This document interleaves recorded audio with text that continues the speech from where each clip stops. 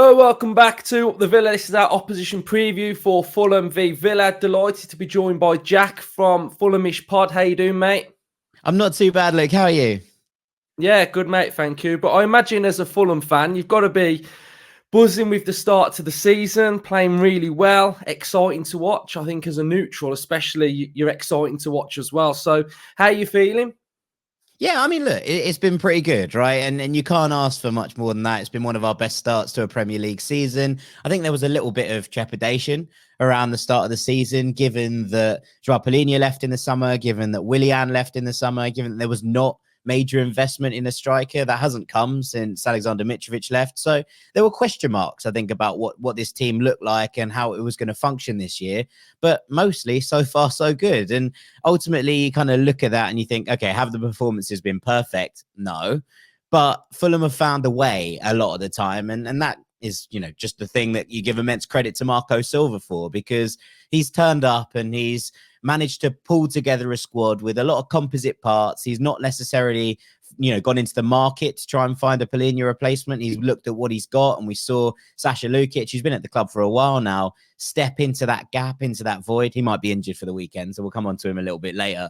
But you kind of look at it and you think, well, what has he done there? And he's put together a team. And I think this is the important thing. And I'm sure that, as Villa fans, you can appreciate that whilst star points and star quality is important in these games, actually it's the team and the unity and the kind of whole spirit of the whole thing put together that really turns you from a side that maybe is battling towards the bottom of the table to one that looks a little bit more comfortable in mid-table or perhaps beyond. And that's, I think, where Fulham are at the moment. Yeah, I think from afar, I can see that Marco Silva's a really good coach. And I think the similarity there between him and Emery is that he doesn't really make excuses. He can work with players that he's got. He doesn't necessarily need to go out and buy a superstar. He can coach and nurture and bring these players through. So I think that's, a really good comparison. So what do you think the shift from last year to this year is? Because you were doing quite well at parts last season as well. Like you were in the top half at times. So where do you think you've improved across the board? I think it's interesting. You kind of have to look at this as a bit of like a three-part journey, if you will. So bear with me. But the first season that Fulham came up, we beat all the teams around us and, and basically secured survival in that way by just sort of knocking around and clearing off every team at the bottom of the table. There was almost nobody in the bottom six that beat us that year. You go and you win those games, and ultimately that takes you to about half the points you need. And then the teams around you, you win some, you lose some. But that's where it was. Fulham didn't really beat anyone in the top six. The second year, last year, Fulham had a little bit more thrust about them and had that ability to kind of punch teams in the nose who were doing better than them in the table. Some big wins, Arsenal, Tottenham, United. But the flip of that was that actually we gave up some stupid points to teams below us as well. And so last year we became sort of this Robin Hood character, stealing from the rich and giving to the poor. And actually, when you kind of came to this year, we're thinking, well, what's the next evolution of that? And I think the thing is that Fulham feel, for the first time, really adaptable.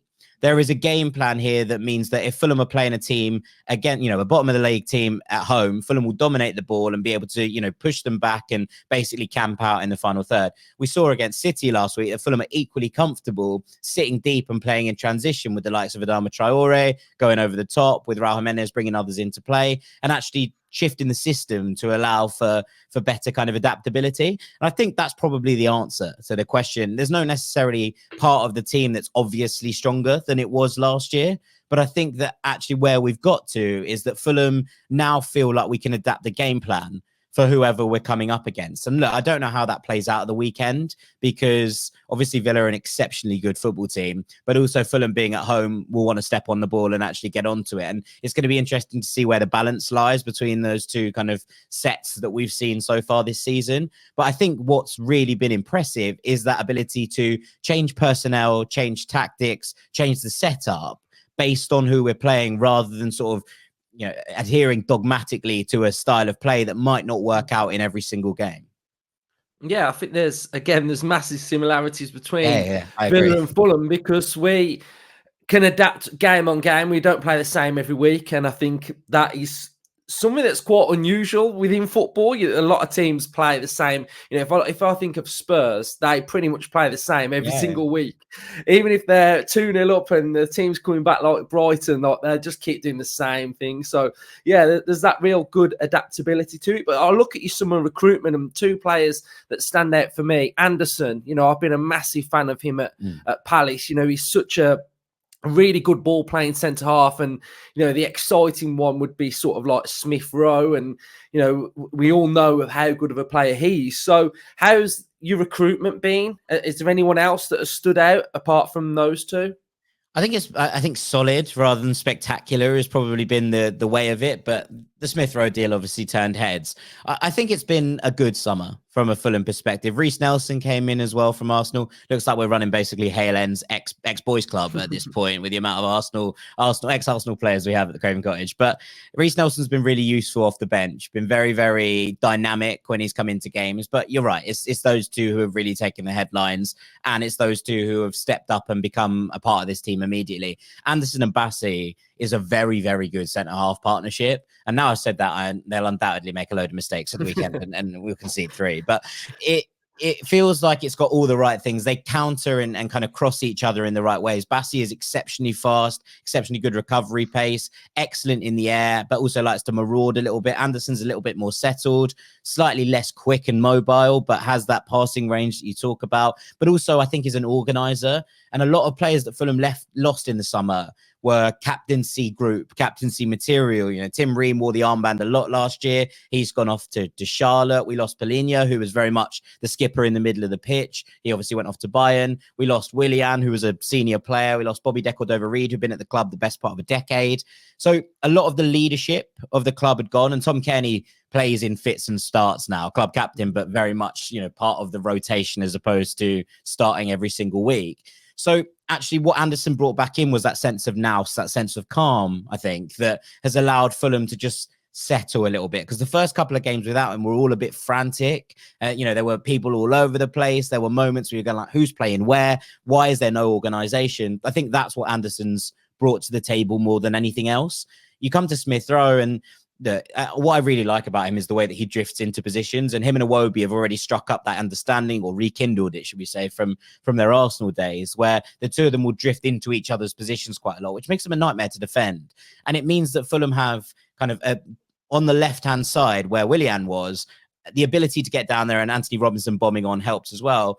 But Adama Traore is like a new signing. And I think this is probably the one that's changed things, because last year he was at the club. He made about 5 appearances, mostly off the bench, but he was injured for the most part of the campaign. This year, Silva really seems to have dialed into what he can get from Adama Traore. And look, you guys know as much as anyone how frustrating Adama Traore can be, right? Absolutely unbelievable one moment, and then we'll beat 5 players and spoon one into the stands. But you kind of think about it and you look at what Silva's trying to do. Fulham haven't had a right side that we can rely on for a long, long time.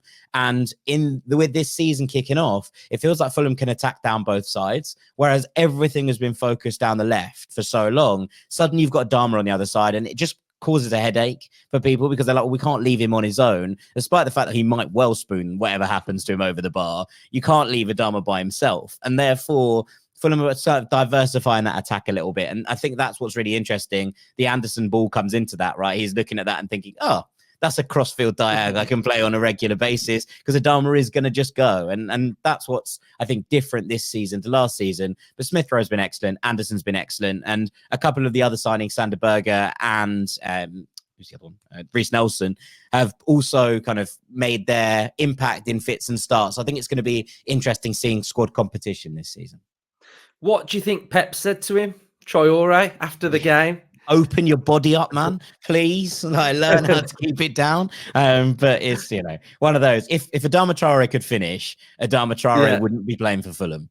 So, these are the kind of things we've got to take with it. He'd still be at Barcelona if he was clinical. So, rough with the smooth. Yeah, definitely. So, Marco Silva, then, was it last season that Saudi sort of came in for him? Yeah.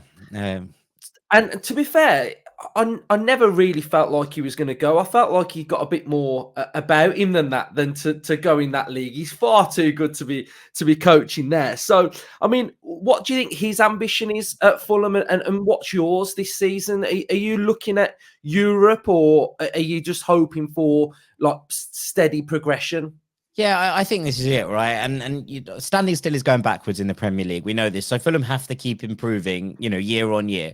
I think that you look at the teams at the top of the table, including yourselves now, and that feels like a kind of closed shop, at least until about sixth, right? So I think the best that anyone else can really hope for is to punch up to about eighth, and then fingers crossed that extra place in the Conference League drops down to eighth in the table. I think that's a reasonable ambition from a Fulham perspective. Do I think it's going to happen? No. Is it a kind of hopeful ambition? Yeah, of course it is. I think that what we'd seen with Fulham was just trying to make that steady progress in terms of becoming a secure Premier League team again. And whilst it feels perfectly natural for, those of us of a certain age for Fulham to be in the Premier League, given that 13-year run between 2001 and 2014, given the fact that we've been sort of up and down, this is only Fulham's sort of third consecutive season in the Premier League, and actually just redefining and kind of making that mark of being like, no, we're not here to go up and down. We're here to stay. And look, everyone outside of the top six can get relegated, right? This is as simple as that,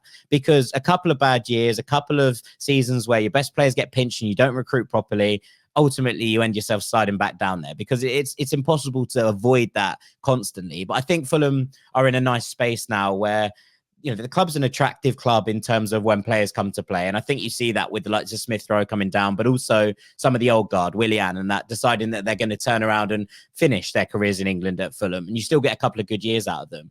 That's a useful thing to have. It's a good location. It's in West London. People like being there. These are the things that footballers kind of don't speak about, but ultimately do matter. And I think that with that, Fulham have an opportunity here to just kind of settle and become that club that they were for a long, long time. Important to, be able to push onwards. And look, I think that Europe is an ambition that should be talked about and should be discussed. I don't think it's one that should be expected. But I think that, obviously we've had a tough time in the League Cup. Last year we got to the semi-final. This year knocked out by Preston in the world's most ridiculous penalty shootout. But you kind of come to that and you think, well, can Fulham make an FA Cup run? Not at the expense of where you finish in the league, but, a couple of kind draws, and maybe Fulham can do a semi-final at Wembley. I think that's the real ambition for this. From Silva's perspective, I think that he still has a real point to prove in the Premier League. I think he's still smarting for what happened at Everton and the idea that his reputation took that big a hit. Now, I think it's probably been recuperated, and I think that ultimately people do not see Marco Silva, aside from Everton fans perhaps, in the same terms that they saw him when he was at Everton. But I think that there are certain parameters. He wants to push Fulham towards this European side. He wants to see steady progress, and I think that's completely fair enough. I would be surprised, and obviously we heard about Manchester United coming in the summer and talking to various managers. I'd be surprised if their next manager, if they decided to stay within the Premier League, wasn't either Thomas Frank or Marco Silva, or at least there were the approaches they didn't make. And look, that's a kind of hard thing to turn down. It might be a poison chalice, but it's still Manchester United, right? So ultimately, I've got one eye on that developing situation over at Old Trafford, and just sort of fingers crossed they go down the road to Brentford instead of coming to us.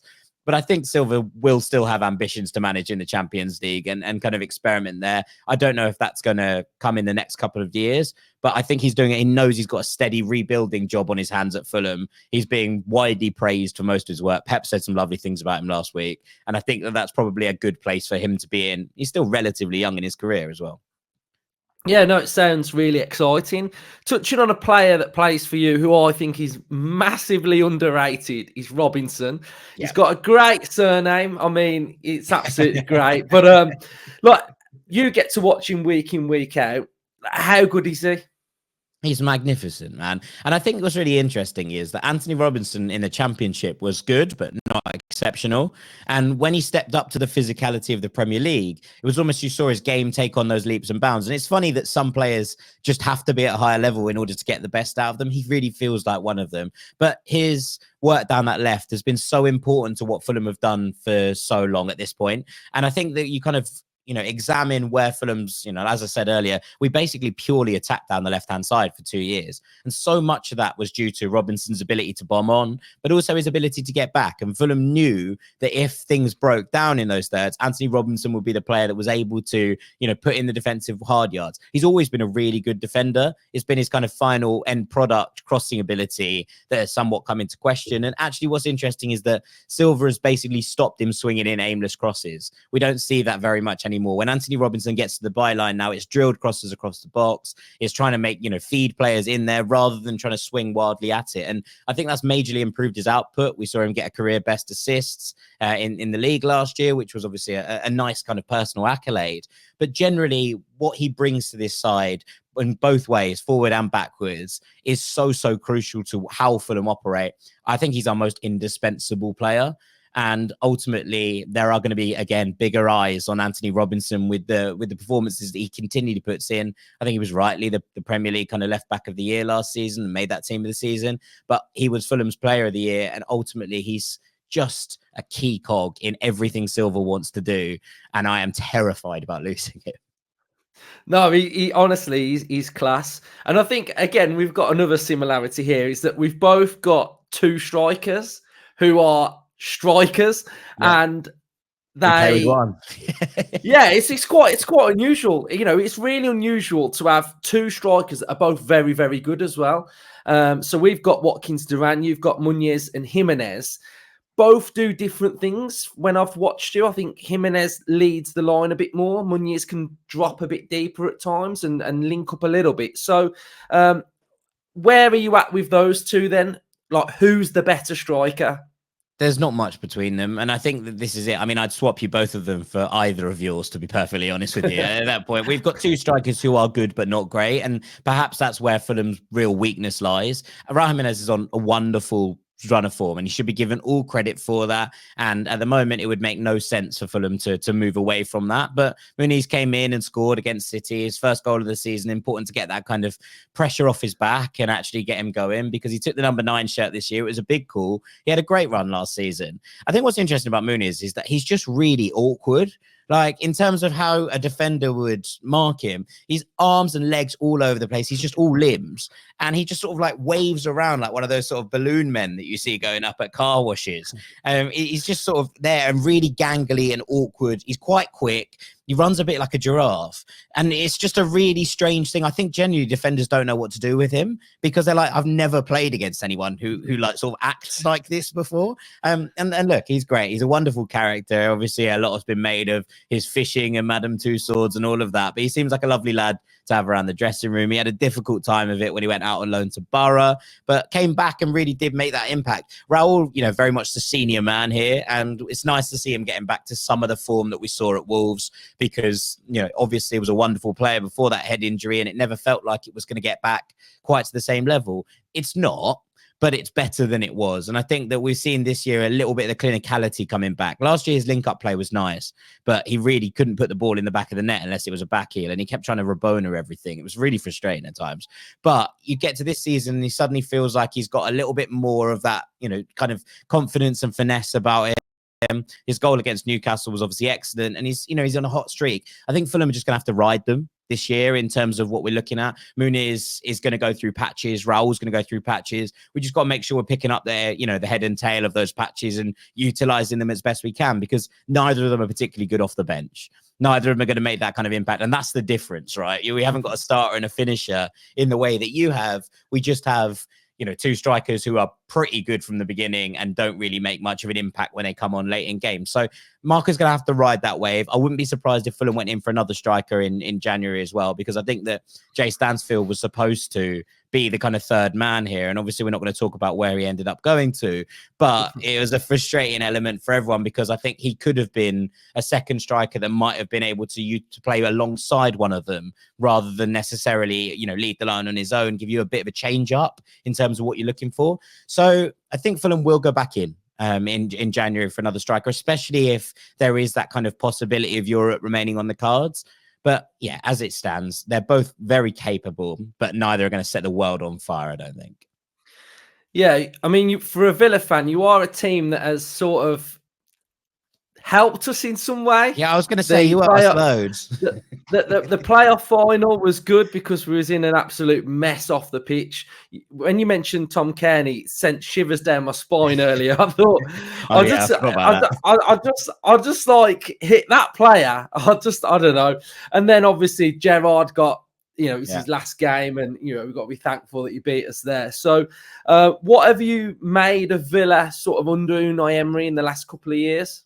I mean, look, you're an exceptional football team, and there's no other really way of putting it. I've loved Emery for a long, long time, and I thought he got a little bit of a raw deal at Arsenal, although I will admit that his football wasn't great there. But his Villarreal side were amongst my favourite teams to watch in Europe for quite some time, and that that run that they had in the Champions League and the way that he utilised different elements, I was looking at this going, this is an elite manager. This is a manager who knows exactly what he's doing, who knows how to get the best, squeeze the best out of a squad, but maybe isn't quite cut out for a team that has superstars all over the pitch. Because look, he's a really, really amusing character, and I really like him.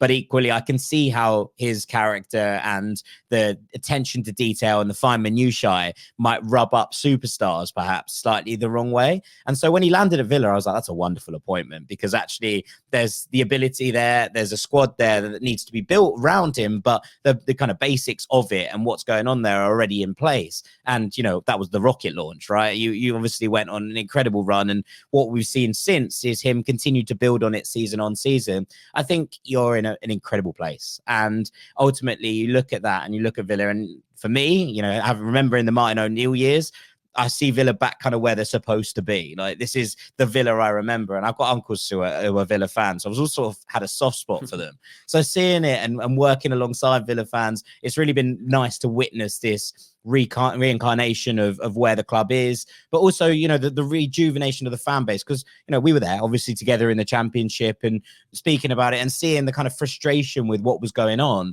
and the ownership and all of the different managers. It just all felt like it was, coming to a head. And you get to this point, you're like, right, okay, Villa have kind of reset since that playoff final loss. And yes, there have been ups and downs in the road, and the Gerrard period being, a significant one. But even Dean Smith taking over, a boyhood Villa fan, and taking them out of the Championship felt like a kind of, okay, we're making a step in the right direction. Okay, Purslow made a mistake with Gerrard, but ultimately they rectified that mistake and it's back on course, if you know what I mean. And I think that what we're seeing from the club and what we're seeing generally around it feels like a club with a plan, a club with a strategy, and with the right man at the helm. I think that the transfer business has been pretty sensible across the board. Okay, there's a few bits with obviously PSR and that look a little bit questionable, but ultimately everybody's doing that. So I'm not going to sit here and hold that against Villa in a way that I would against anyone else, because everyone is doing the same thing and everyone's squeezing these things out to try and get the best out of stuff. I think dealing without Douglas Luiz has been impressive, and the way that Andre, fucking hell, I'll do him, he'll kill me. Amadou Onana has stepped in there and really, filled that gap is, it is huge. And it's a really important one in terms of who was going to step into there and actually be the man. I mean, him adding goals to his game early doors is massive. I think that's really, really important. But him also that, get an immediate connection with the Villa crowd that you're seeing as well. All of that matters. So look, Villa are in a wonderful place. I think the club's being run, really, really well from top to bottom, with a few notable exceptions. But you kind of look at all of it and you think, what's the trajectory of this? And everything seems sustainable as far as I'm concerned. And that's got to be an exciting moment for Villa fans. Yeah, great stuff, mate. Your knowledge is spot on there. Brilliant. So finally then, the actual game that we're going to be playing. How do you think it's going to pan out? As a Villa fan, looking at this game, I am a bit wary of playing at Craven Cottage. I think you're a really good team. I think at home especially, you're going to be really strong. And I looked at the way you dismantled Newcastle, and that was mightily impressive. So what can Villa expect? I think that Fulham will try and step on a bit more than they did against City. I think there will be a bit more dominance. Obviously, we saw a change in the midfield in that City game where Sander Berge and Sasha Lukic played together. Smith Rowe dropped out for that game, which I thought was interesting because it's Marco Silva kind of laying down that no one's bigger than the strategy. And, you know, it doesn't matter if you're a £35 million signing. I don't need you in this game. The problem is that Lukic is now injured. So Sanderberger, I think, will play alongside Andreas Pereira in the deep roles, and Smith Rowe will come back in the 10, which makes Fulham more creative, but also a little bit more open in terms of what's going on. I'm massively intrigued to see Morgan Rogers run up against Calvin Bassey, because I think that could be a physical battle for the ages. But it's going to be very interesting to see how Fulham approach this, and whether it is trying to utilize that transition that we saw against City, or it is trying to actually control the game a little bit more. I imagine Fulham will come out fast and try and kind of control the opening 20 minutes and then drop deeper and then try to kind of suck Villa on to allow the counter. And that's probably how I'd imagine Marco Silva will plan both halves to go. Now, you know, Emery is also a tactical magician. So whether that's actually how it plays out or not is a very different question. And, you know, you can only plan for what you're doing rather than what everyone else is doing. But I think it will be tight. Like, I'm not going to sit here and say that I think Fulham will beat Villa, because ultimately, most of the time in football, the team with the better side wins, and Villa are a better side over the course of it than Fulham. But I think it will be tight, and I think it's one of those that has the potential to go either way based on a couple of, you know, refereeing decisions or just a couple of moments of magic from certain players, and both teams have that capability. So I'm going to say it's, you know, a lot of the games between us have always had both teams scoring, so we'll stick with that. I'm going to go for an entertaining 2-2. Yeah, I think it will be goals. I think it will be tight as well. I remember the last game last season, we went 2-0 up and you came back. So, you know, again, it's going to be tight. So, Jack, it's been great chatting to you. Your knowledge on Villa and Fulham is exceptional. So, you've been a great guest. So, I'll put your socials in the description to the video as well. So, cheers, mate. Appreciate it. Thanks a million, Luke.